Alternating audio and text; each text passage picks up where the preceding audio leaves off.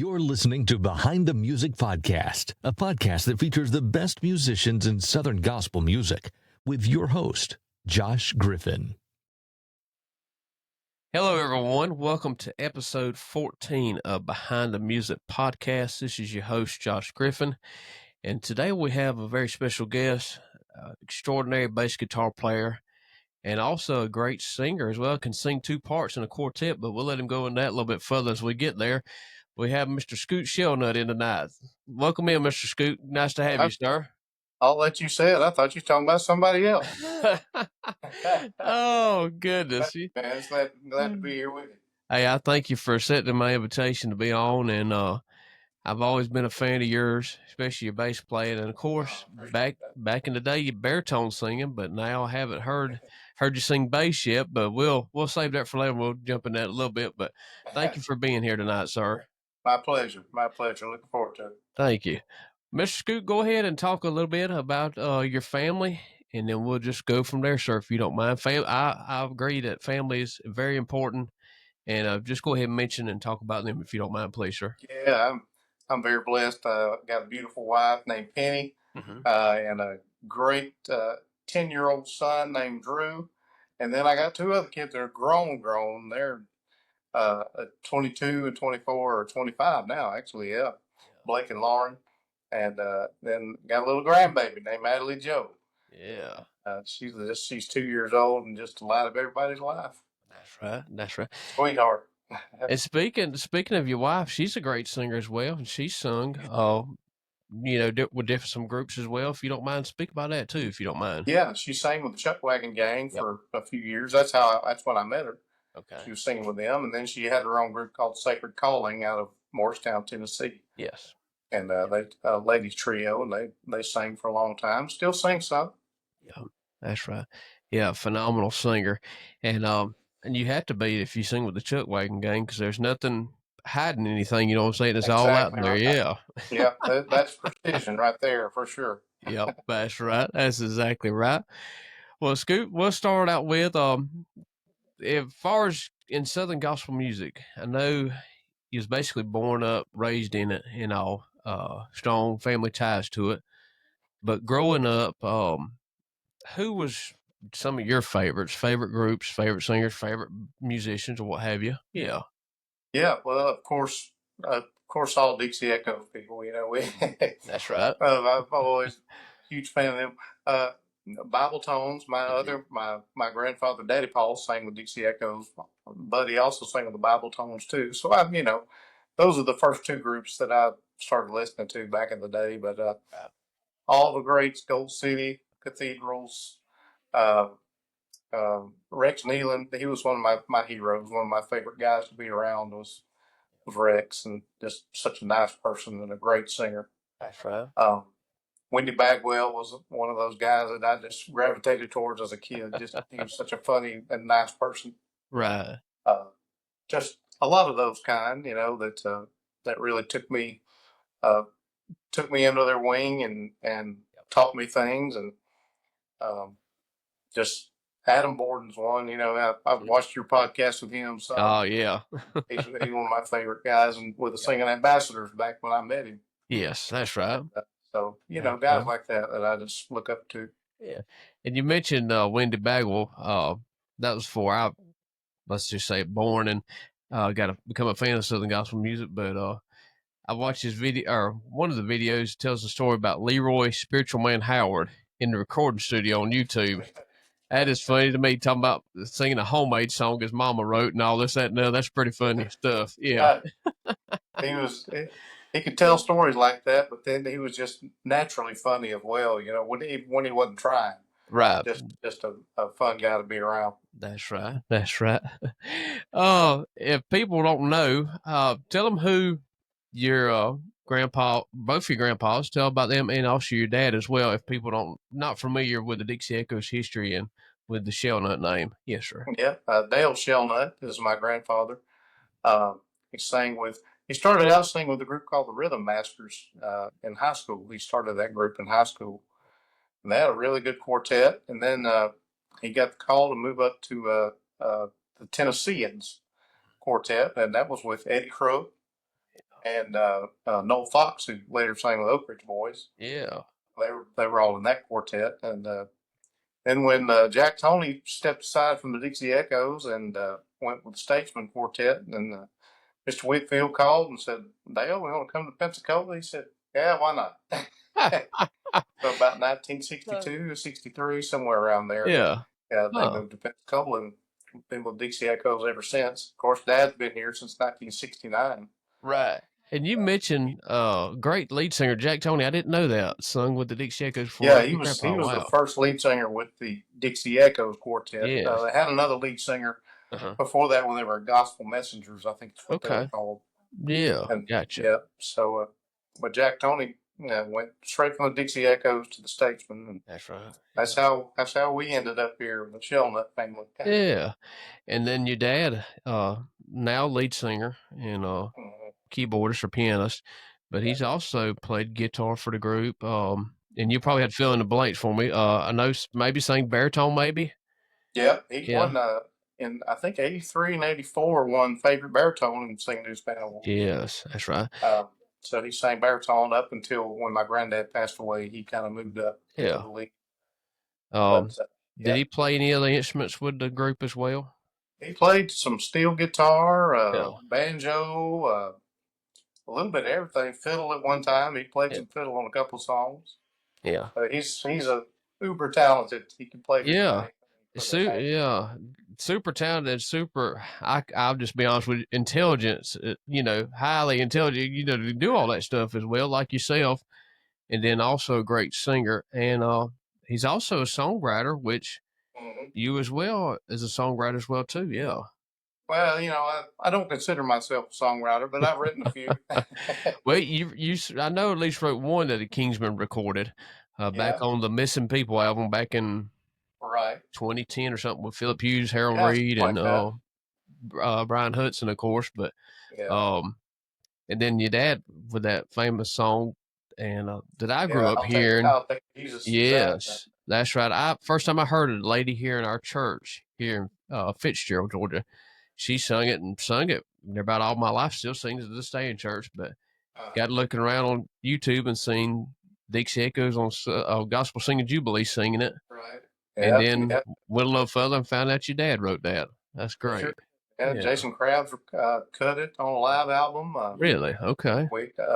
Jimmy Swaggart, one of the singers from his church there, sings it on the show quite often, actually. Yeah. And it's about 13 minutes long when she sings it. Oh, goodness. Yeah. I love that song. That is a great song. Yes, sir. That is a great song. Yes, sir. Y'all might need to bring that one back, We still sing it every now and then. Okay. Every now we'll have a request for it.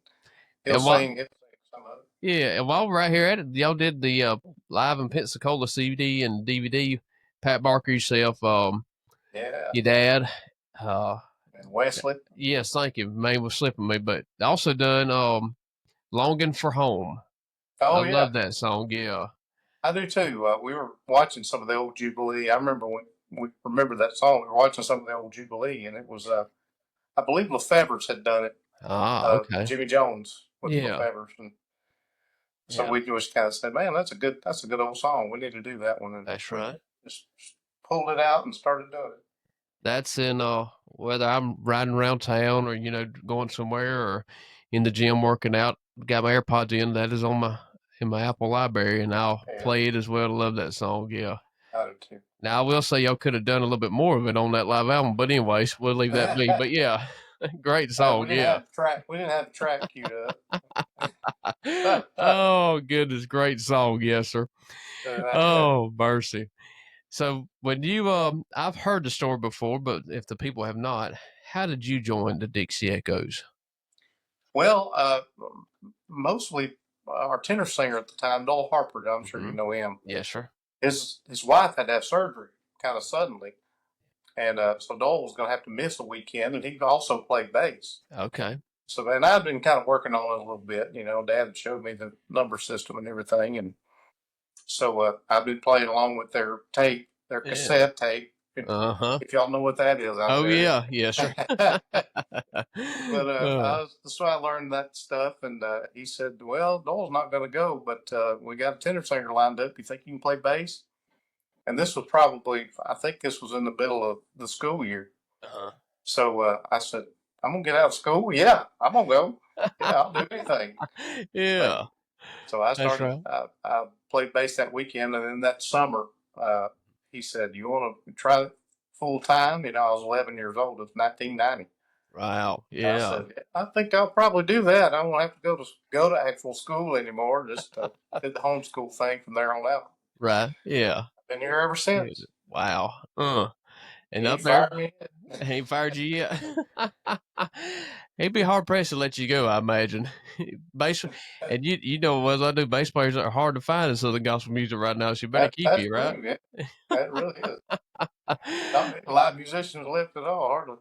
Yeah, that's true, and I mean, I won't go into it by saying, but yeah, it's true though. Yes, sir. Yeah, Yeah, it's just expenses. yeah. It's not like it used to be back in the day, but And yeah, see, you got to be a part of that. I mean, with the different bands, Gold City yeah, Kingsmen, all these bands. I mean, and I'm not missing some, and forgive me, but yeah, I mean, you got to see that stuff and be a part of that. yeah. And Yeah, I miss those days. I remember yeah, just sitting backstage at these concerts and yeah, just sitting there, just in awe, watching Gold City's band, Kingsman band, and yeah. Nealon's had a great band. Yes, yeah. Todd and all them, Hopper's Hopper Stevens. Yeah, Mike Hopper. I just loved watching him play, and that's right. Dean and Frank Mills was the bass Yep, player, kind of when I was just starting out. that's right. Great guys, and just super helpful to me, Yeah, trying to learn some things. And that's right. so yeah, I miss those days. And that's always impressed me with the musicians I get to speak with doing this podcast. You know, I don't know why I had this mindset, but I've always thought, well, they ain't want to talk to somebody like me. But everybody that I've talked to have been just super friendly. I had a question, if they knew the answer, they'd tell me, Yeah, about playing bass or what have you, or just the music, and that's always just blessed me and just amazed me, and I'm just thankful. Yes, yeah, yeah. There's a lot of good people, a lot of oh good yeah, people in Southern gospel music. Yeah. that's right. And then, of course, where y'all are at in Pensacola, they used to have a big all-night sing down not too far from there, Bonifay. Bonifay, Florida. Yeah, And I imagine you probably spent a many, years during the summer that one night or Saturday night, right? yeah. It was Yeah. always a Saturday or 4th of July weekend, Yes. Yeah. and there's no hotter place on earth. Honestly, there's no hotter. That's right. It's so hot out there, and then most of the time it rained. That's just Yeah. you can just about bank on it raining at least for 10 minutes. Even if it's just that long. That's But right. a lot of good memories there, though. Just everybody and their brother was there Yeah. at one time. Masters Five, Statesman, Blackwood Brothers, Florida Boys, everybody. And So it was. probably Henson's as well too. Oh Another yeah, great live yeah, band. Yeah. yeah. Uh. Just I remember that, and they had a little tiny stage. Uh-huh. So, and then when they had 10 or 12 groups on there, Oh yeah. everybody would bring all their stuff up there back in those days. There wasn't many tracks and all that stuff, so Right. there was a lot of live music and musical instruments and things on the stage. So That's right. it got pretty tight up there a few times. Goodness.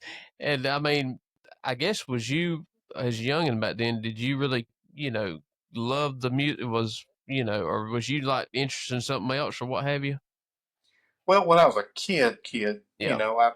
I listened to the music and I loved it, but Right. I was off playing with other kids there. That's When I right. was 6, 7 years old. Yeah. I've got to be about 10 years old, and Yep. finally got interested in the bass a little bit and drums. Yeah. I started kind of hanging out, listening to the musicians and things, and And you got, front row seat right there of some great musicians, mhm.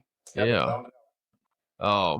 Tracy Richardson on drums for Henson's. Yeah, Probably Kelly Back, I imagine.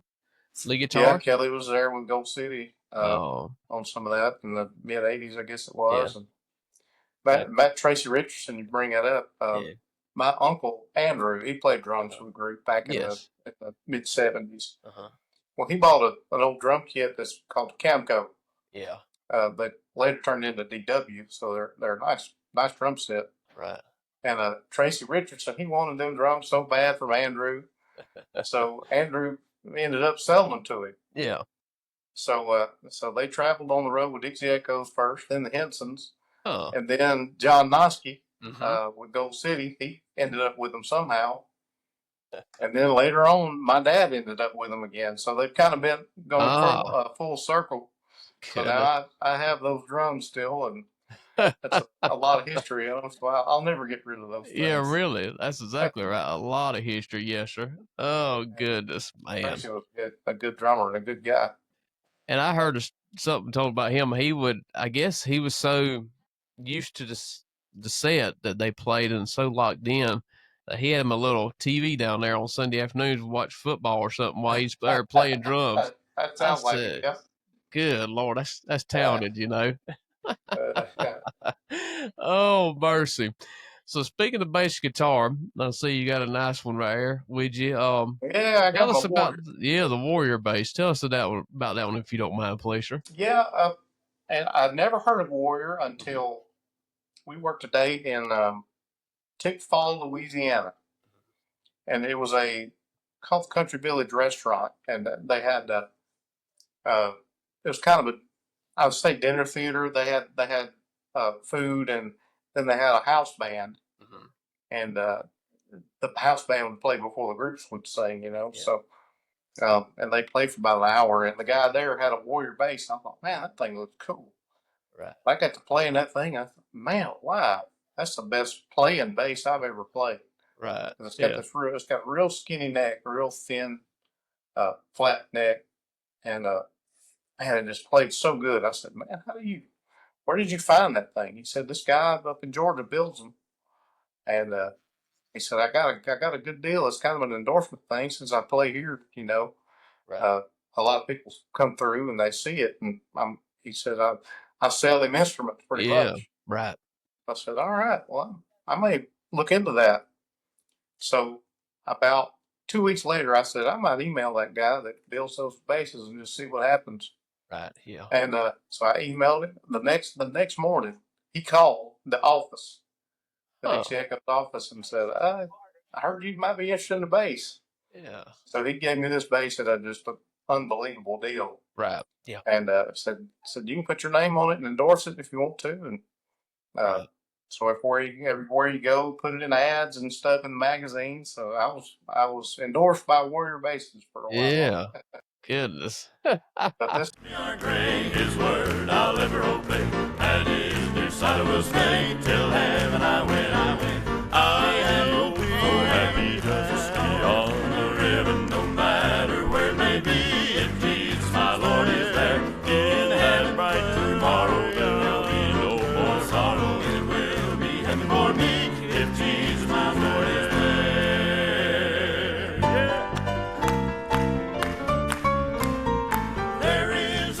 Above, where we shall live in His love, there with a heavenly dove and angels so fair. In that sweet home of the soul we'll live while it shall roll. When heaven's gates shall unfold, my Lord will be there. I am so happy just to be on the ribbon, no matter where it may be. If Jesus my Lord is there, in heaven bright tomorrow, there'll be no more sorrow. It will be heaven for me. Is there, well, I'm so happy just to be on the ribbon, no matter where it may be. If Jesus my Lord is there, in heaven bright tomorrow, there'll be no more sorrow. It will be heaven for me.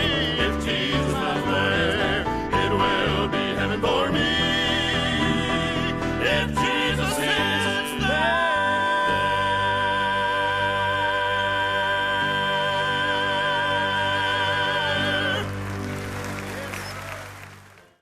This is the studio model.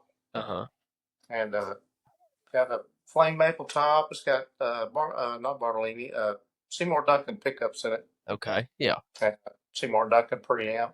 Yeah. But and it's one of the best basses I've ever owned. It's probably the best bass I've ever owned. Right. Lightweight. Hey, they ain't nothing wrong with that. Yeah. Yeah.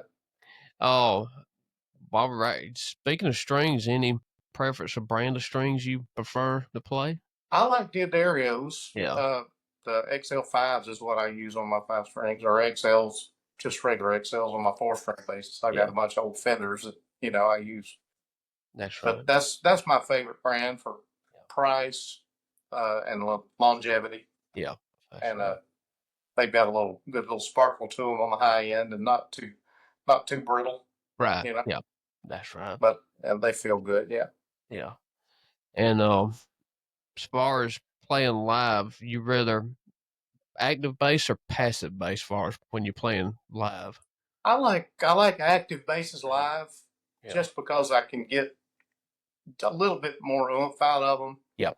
Depending on the song, I try to, because I do a lot of upright type sound Yes. also, Okay. where I turn the tone all the way down and the bass all the way up, and I mute with my pinky finger. Okay. A lot of guys try to mute with their palms, and that it just doesn't feel natural to me. Right. So I mute with my pinky, and I can get that little thuddy type sound. That's right. Huh. But yeah, so I like active bass where I can add a little bit of low end if I need it, and cut the high end. Right. That's right. I've just recently got a 5-string Ibanez active bass, and Oh yeah, with a 9-volt battery, one 9-volt bass, so 9-volt system in it, yeah. and played it live. I, of course, played it at church, but played it with the band I play with in different churches and all, and I make sure to have a 9-volt battery on my amp or whatever, because just Yeah. as sure as I don't, that thing go dead, and that one don't have an active Right. passive switch on it, so I'm gonna be in a Yeah, mess. that's the only thing this one doesn't have. It's got a switch. Yeah. It cuts the mids Uh-huh. to where it kind of scoops the mids, but Yes. my other bass has a active passive switch, so just in case that battery goes dead, I got a little leeway before I have a little time to change it. Yeah. Have you ever had that happen when you play live before? Oh yeah. Okay. Yeah, a couple times, and Yeah. it's never convenient. Yeah, that's right. I guess right then you just tell your dad or whoever's MC and just talk a little bit, right? Yeah, that's about the truth. And of course, this got the screw down back on it. Oh, okay, yes. All my other ones, I've made sure. Hey, I've got that the little battery pop door in the switch. back. Yeah. Yeah. Oh, mercy. That's the only thing that kind of worries me sometimes when playing mine, but I said, well, I'll just put a new 9-volt battery up very close by, where I can get a hold of it or something. Just in case. That's right. And tell the drummer to hit that bass drum a little harder for me. Cover for me a little bit. Oh, mercy. Oh, not too many years ago, I'm trying to remember now, at a Memphis Quartet show, I remember seeing an orange Zahn 5-string bass. Is that correct? Yeah, well, kind of, sort of. Yeah, Yeah. it's got a Zahn neck on it. Uh-huh. It's a graphite neck. Yeah.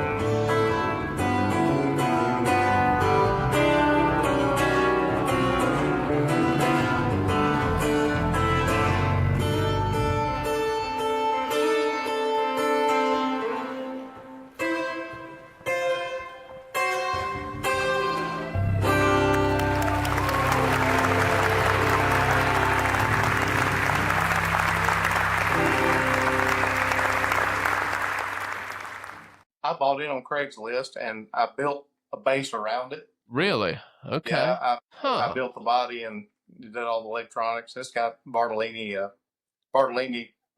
electronics in it, but it's got these same Seymour Duncan pickups in it. I like these pickups so much. I said I'm gonna put those pickups in it, but I wanted to try the Bartolini preamp, right, and match it with that. And man, it sounds killer. Somebody asked me at church, and said, "You ain't changed the pickups on that Ibanez yet?" I said, "No, I'm gonna wait on it for just a little while." I can do it in a P bass or jazz bass, no problem. But when it comes to wiring up that battery or what have you, it gets a little bit more involved for me. Yeah, far soldering and all. Yeah, it's not too bad. I might try it one day. Yeah, but the new Ibanez is yeah, man, that's some good basis for the money. Oh yeah, yep. And I didn't know that about that Zon. So you basically just built the body and did all the work with it. Yeah. Wow. Okay. Yeah, I built that. It's got cola on top and ash on the back, and that's right. So yeah, I built that one. Goodness, that's amazing right there. Man, 12, 13 years ago now. Yeah. Wow. I can about guarantee if you see the Dixie Echoes in concert around, you don't see which bass Scoot Shelnut's playing, because it could be which right now you're playing a Stingray 5-string. Is that correct? Yeah. It's a Sterling. But it's love within my heart, I know.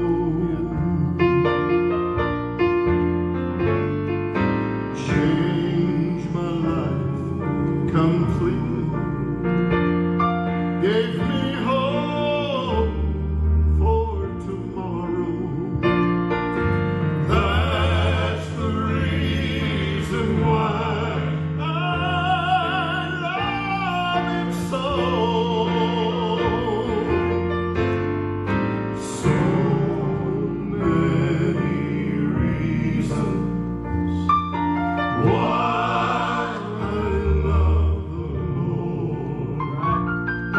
So many reasons I can't count them. So many reasons why I trust His word. So many reasons. basically set up like the vintage music bands. It's got a bass and treble active preamp. Yeah.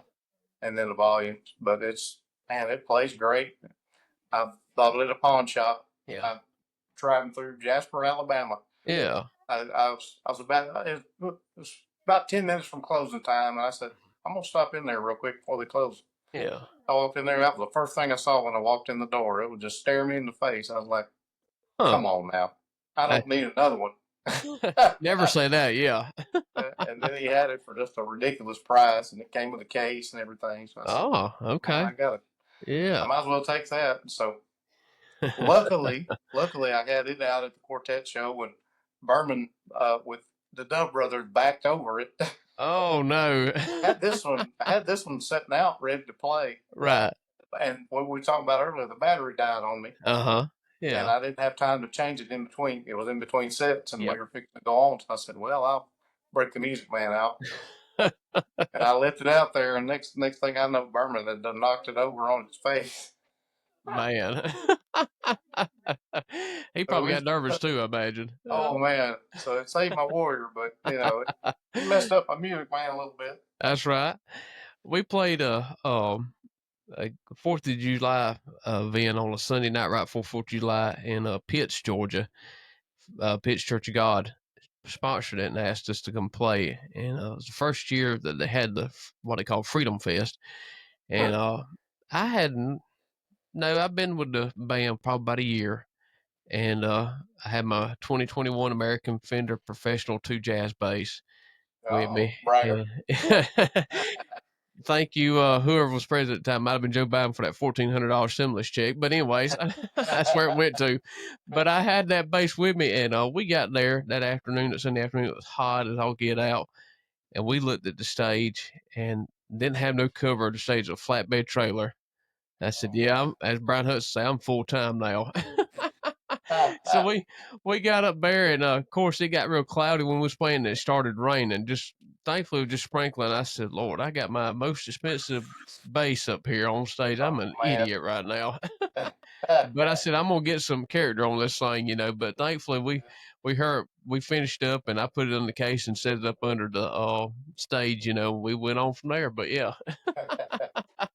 That's a bad feeling when you see rain coming and Yeah. they're out there with a nice instrument or just any kind of sound equipment, really. Yep, that's right. That's right.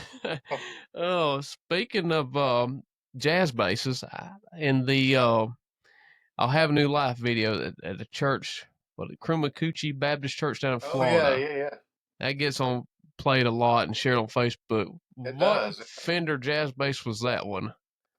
There'll be no more sorrow, no more pain, there'll be no more strife. Yes, raised in the likeness of my Savior, ready to live in glory land. Praise the Lord, I'll have a new life. Well, I'll have a new home, of a life eternal with the redeemed of God to stand. There'll be no more sorrow, no more pain, there'll be no more strife. Yes, it's raised in the likeness of my Savior, ready to live in glory land. I'll have a new body, praise the Lord, I'll have a new life. I'll have a new body, praise the Lord, I'll have a new life.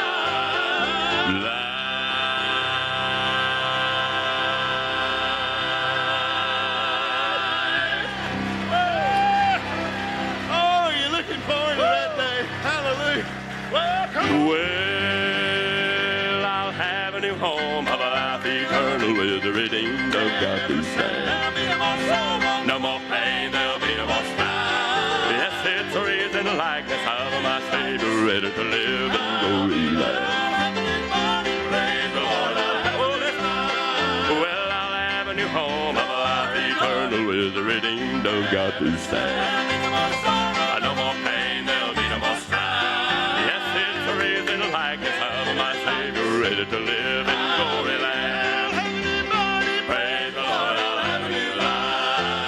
I'll have a new body. Praise the Lord, I'll have a new life.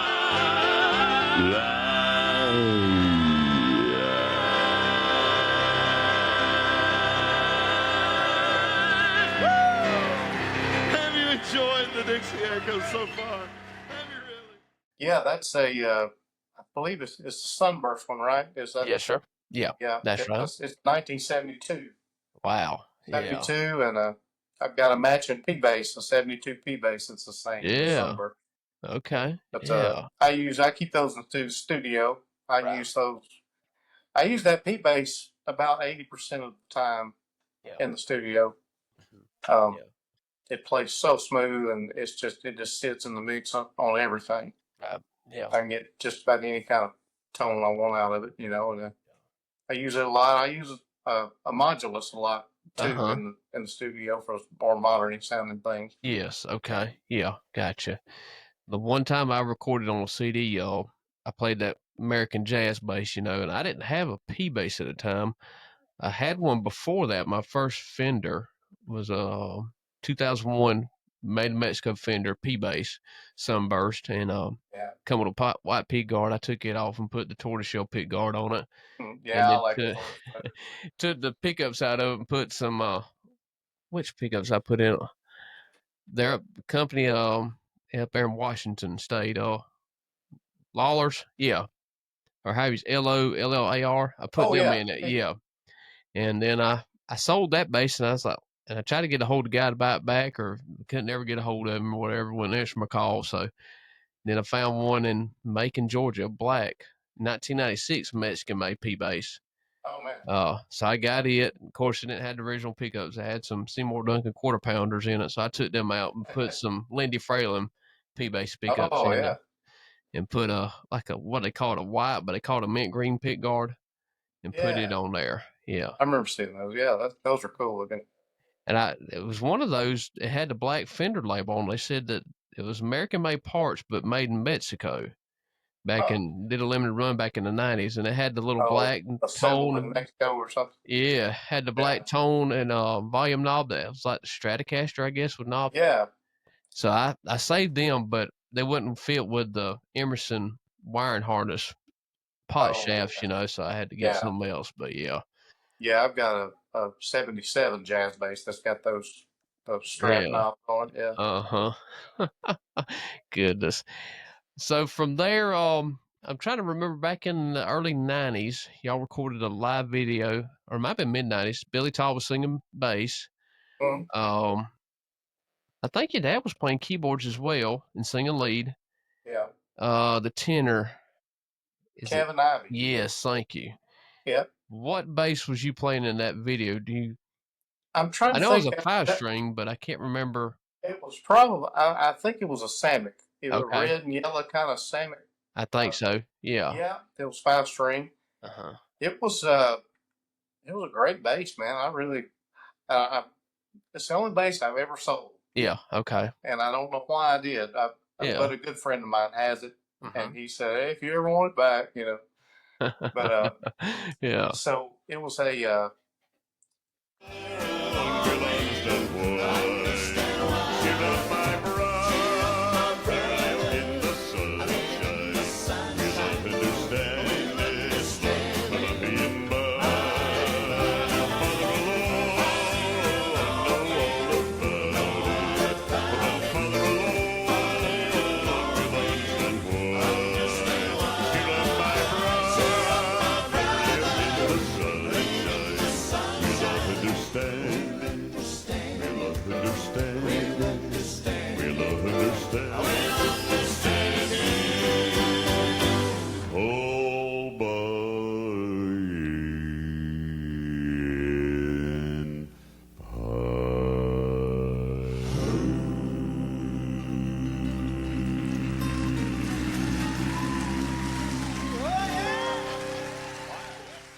kind of let me try to think what was in it. Oh, Bartolini. It had Bartolini Okay. PJ set up, Yeah. Okay. precision jazz pickup, but Uh-huh. it was passive. It didn't Yeah. have a preamp in it.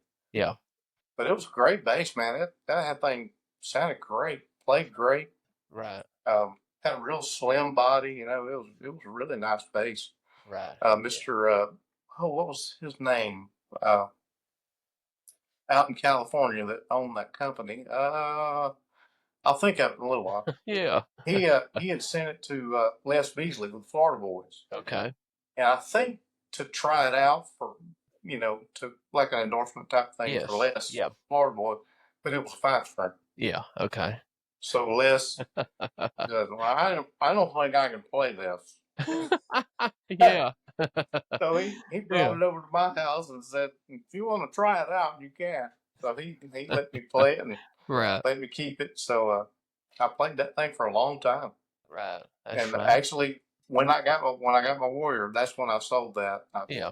I sold that to help fund the Warrior a little bit. That's So, right. Goodness. but I know where she is. I know where it sits. So Yeah. Oh, my goodness. best friend's dad has it. So Yeah. still in the family. There you go. That's right. Oh, so we'll go from there to bass amps. I know you play a Mark bass Yeah. amp on stage right now. What amps have you played or through the years, if you don't mind? Oh man, I started out on a Trainer, Mm-hmm. the Traynor. Yeah.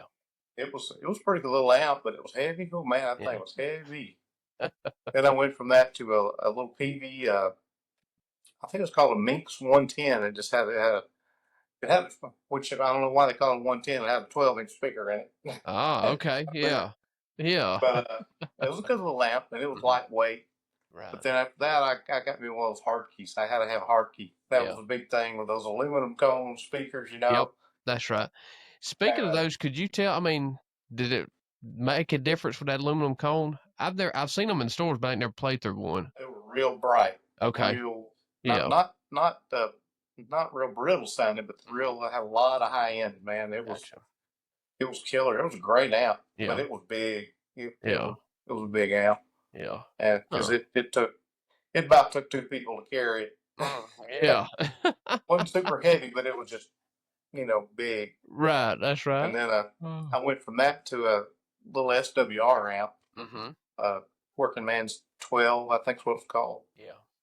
And it was a good little amp. But then I found the Smart Bass, and man, I've had it for probably 12 or 13 years. Yeah. And it's lightweight.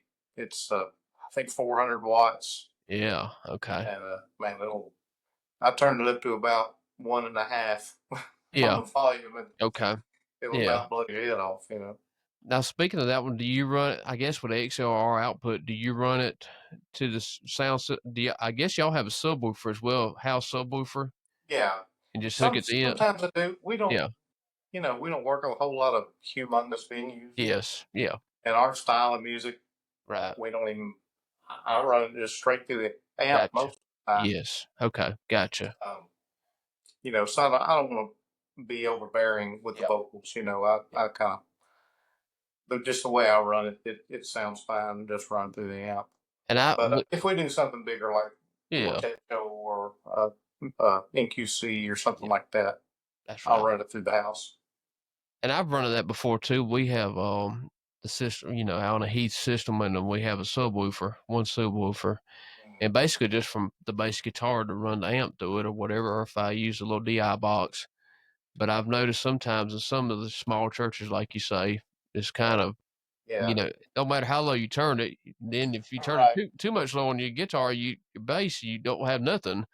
But exactly. A lot of times we'll just run the amp, and not worry about it. Yeah, that's right. You just got to be cautious with that. Yeah, that's right. Yeah, you do. And our crowd is mostly older anyway, so they're not interested in hearing any bass solos or no. That's right.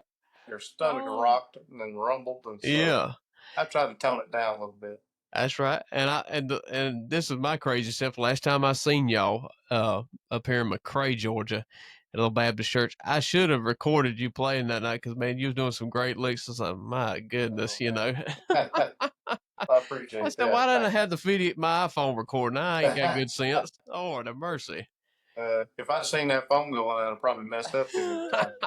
No, I wouldn't use it for a learning tool because I can't do that. But yeah. Oh, come on! I bet you can. Yeah, I know you can. Oh, goodness gracious! Speaking of, as far as playing live, just for my sake, when you're playing live a song that you know and familiar with, you probably played it thousands of times. Do you, far as like during the middle of a verse or something, will you sneak in, do it like a little bass fill or something? Usually try to incorporate something. Yeah, I mean, I try to. I keep it somewhat simple. Yeah. Because mostly I'm the rhythm. Yeah, that's right. I'm kind of because we don't have a drummer or a guitar back there chunking, so I'm kind of trying to add that downbeat, but a little bit of backbeat also. Right. You know what I'm saying? That's right. So, but there's times when I can throw stuff in there because Dad, he plays very good rhythm on his left hand while playing fills with his right hand. Yes. So, we work together on that. And that's right. Try not to step on each other's toes, Yeah, that's true. And that's one good thing about playing with him so many years. We kind of know what each other's going to do. So. Yep. That's right. Yeah, I'll sneak in something every now and then and make the tenor singer and the baritone singer look. So, yeah, that's right. That's right. Oh goodness. Now, as far as with what we're gonna go into next, with recently you moved down to the bass position, singing bass and playing bass. And I say that singing now because as far as singing the low notes, but I know you sang baritone for a good bit and played bass, and I know that probably wasn't just a stroll in the park. You know what I'm saying? But far as now doing this, has it been kind of, easy since you used to doing that already, basically singing and playing at the same time? Yeah, somewhat. The first couple of weeks was kind of just getting my feet wet and trying to get used to it. That's right. I always said baritones are all want to be bass singers anyway. So every time I'm singing along with something in my car, I find myself singing the bass part to something. It's just odd how that works. But that's right. But yeah, it took a couple of weeks to get used to. But this is almost like muscle memory now. I'm not really thinking about this when I'm singing. That's right. It's just it's like a golf swing. It's just muscle memory. That's right. That's right. Goodness. I've wondered about that. I've seen several guys do it down through the years, when they call like Jason Self up to sing Wish You Were Here or something and Oh yeah. playing bass and singing and all. And Tim Shirt back in the day, I was like, man, that's got to be, because of course you got to be listening to the music, but also as far as playing wise, but then just singing as well too. And don't forget your Well, that's words two of and my mess with it. favorite guys there. I like both Oh those yeah. guys. Jason Self, I've seen him before and heard him but never got to meet him. Just a great guy, Super nice. Yeah, phenomenal bass guitarist and a great singer too. But yeah, Mm-hmm. and watch him Yeah. play that Yamaha 5-string, and his fingers look like a mile long a piece. I was like, he didn't have no trouble stretching across the fretboard. You know what I'm saying? He's a tall joker, man. Yeah. Him and his brother both. Yep. Both very talented guys, and their dad's such a nice guy, and mom. We know them. They're down in Okeechobee, Florida. So every time we're down there, they come see us, and just That's right. great people. Goodness. Oh, bursting. Scoot, we'll ask you a couple more. I know you got things to do and all. And speaking of playing live, what's your favorite song to play bass on that y'all do? Oh man, let me think here. Yeah. Oh wow. I used to love playing Have a New Life. That was that was just fun. Yeah. Especially back in the when it was Pat and Wesley. Yeah. There was just so much energy at that, and with that group, that was just, we were all in one accord in that lineup for sure. And Stewart playing the piano, such a phenomenal piano player. Yeah. Which I'm looking forward to at quartet show this year, Memphis Quartet Show. We're kind of getting together again and doing a little semi reunion. That's right. With that lineup again. So yeah, that's right. But that was one of my favorites to play. Just a little groove and a lot of fun on that one. And I have, hooked up my iPad or my iPhone to my Bluetooth speaker and have my bass amp turned on, my bass plug in, and played along to that song. And y'all modulate. I think starting G maybe, if I'm thinking right, and then go to C maybe. I think I was like, goodness. Yeah, it gets those tenor singer up in the wind a little bit. Yeah, that's right. A few shades of blue. That's right. That's right. And then, far as the second part of that, far as songs y'all recorded that you've sang on, not necessarily being featured on or what you just sang with the group or featured on, what's been your favorite song that you've recorded over the years? Oh man, favorite song. There's so many, one that I did was "Crumbs from the Table." Yeah, we get a lot of requests for that one, and that means a lot to us. And that's right. So Many Reasons is one of my favorites. I've always loved that song. That's right. And we finally started doing it again after a long time. We hadn't done it, and kind of added a couple of new harmony things to it. And that's right. And it's that's a great one. We got so many things to be thankful for. Yeah, in life, and so many we can't count them. That's what the song says. That's a fact. Yeah, that's a fact. Yes, sir. Yep, that's right. Well, Scoot, if you don't mind, talk about the modern group, and then we'll go from there. Close it out, if you don't mind, please, sir. Yeah, it's just me singing the bass or attempting to sing the bass, and a guy named Shannon Yates is singing baritone. One of my best friends for a long time. We're like brothers. He kind of grew up. His dad actually sang with a group called the Representatives and the Evangels Quartet, and he was a great singer too. Yeah. But he's been around gospel music all his life and has wanted to do this full time for a long time. And when we were looking for a bass singer, I said, "Well, I'll fill in down there until we find somebody, and let Shannon sing my part." Yeah. After we couldn't find anybody, and this, we had auditions come in, and just didn't feel like the Lord was leading us that way. Right. I had some good ones come in. Yeah. But we kind of like what the harmony we do. We don't have to have super low bass anyway, because the bass is singing another baritone part essentially. That's right. On a lot of this stuff, true 4-part harmony. Right.